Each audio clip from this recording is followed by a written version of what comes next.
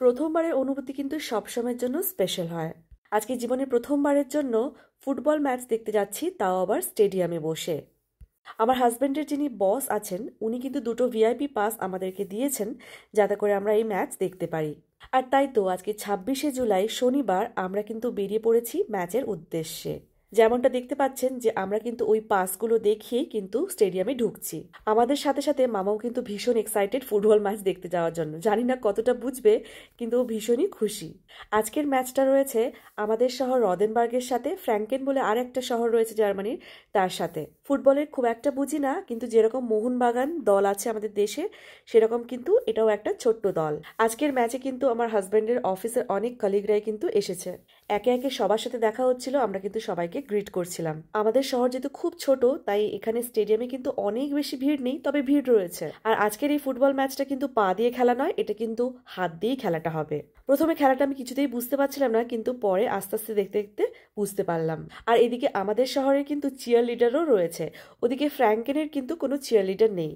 তো ওরা যখনই কোনো ভালো পারফরমেন্স দিচ্ছে আমাদের শহর, তখন কিন্তু খুব চিয়ার করছিল। আর এদিকে আমাদের যে ভিআইপি পাস রয়েছে ওতে কিন্তু খাবারও ইনক্লুডেড ছিল। তাই আমি মামামকে নিয়ে চলে এসেছি খাবারের সেকশনটাতে। এখানে প্রচুর চা কফি ছিল, চিজ কেক ছিল, ব্লুবেরি চিজ কেক, তারপর বিভিন্ন স্যান্ডউইচ ছিল, প্রেটজেল ছিল, সাথে কিছু অ্যালকোহল রিলেটেড ড্রিঙ্কও ছিল, প্লাস নন অ্যালকোহলিকও ছিল, প্লাস এমনি নর্মাল কোকাকোলা, ফ্যান্টা যেগুলো বেভারেজেসগুলো হয় সেগুলোও ছিল। তো আমরা এখানে নিয়ে নিয়েছি কোকাকোলা আর একটা চিজ কেক, আর মামাম নিয়েছিল একটা প্রেটজেল।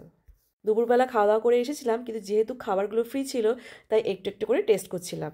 আর ওদিকে আমি আর মাম্মাম বসে দেখছিলাম প্রথমটাতে ম্যাচ, আর আমার হাজব্যান্ড কিন্তু ওর বন্ধুদের সাথে বসে এনজয় করছিল।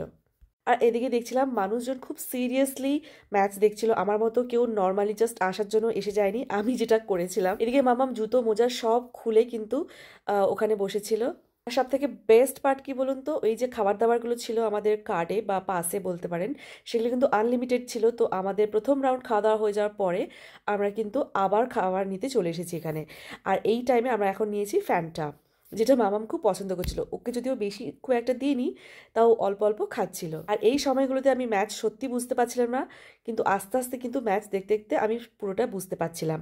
আর ওদিকে আর চারপাশের যে লোকজন ছিল ওরা কিন্তু খুব সিরিয়াসলি ম্যাচগুলো দেখছিল। আর আমার সামনে যে ব্লু টি শার্ট পরা একজন ভদ্রলোককে দেখতে পাচ্ছেন, একটু মাথায় চুল কম, বার্ল্ড, তো উনি কিন্তু আমাদের শহরের মেয়র, যিনি কিনা অনেক বড় পজিশনে আছেন। আপনারা বুঝতেই পাচ্ছেন মেয়র শুনে শব্দটা।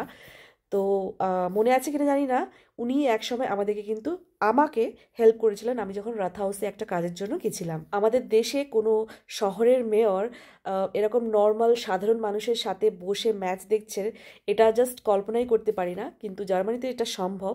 জার্মানিতে দেখুন উনি ওনার বন্ধুর সাথে বসে জাস্ট নর্মালি আমাদের সাথে ম্যাচ দেখছেন। ওনার পাশে কোনো পুলিশ নেই বা কোনো ওনার পেয়াদা বা যেটা যেমনটা হয় আমাদের শহরে দেখে, আমাদের দেশে দেখে এসেছি, সেরকম কিন্তু নেই। যখনই গোল হচ্ছে বা কিছু, তখন কিন্তু সবাই ক্ল্যাপ দিচ্ছে, মামামও কিন্তু সেই তাদের সাথেই তাল মেলাচ্ছে।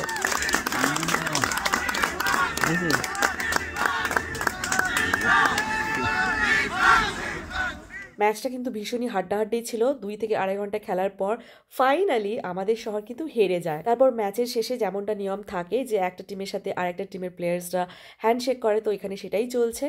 তো যাই হোক, উইথ আ স্যাড নোট আমাদের আজকের ম্যাচটা শেষ হলো। তো এখন আমরা বেরিয়ে যাব। তো সামনেই কিন্তু রয়েছে লিডল বলে একটা স্টোর, তো আমরা এখান থেকে ডাইরেক্ট যাব ওখানেই কিছু কেনাকাটা করব। তো আজকের ব্লগটা আমি এখানেই শেষ করছি। দেখা হচ্ছে আপনাদের সাথে খুব তাড়াতাড়ি নেক্সট একটা ব্লগে। ততক্ষণের জন্য সবাই খুব খুব ভালো থাকবেন। আর আমার এই ব্লগগুলো কেমন লাগছে অবশ্যই কিন্তু জানাতে ভুলবেন না কমেন্ট করে। বাই।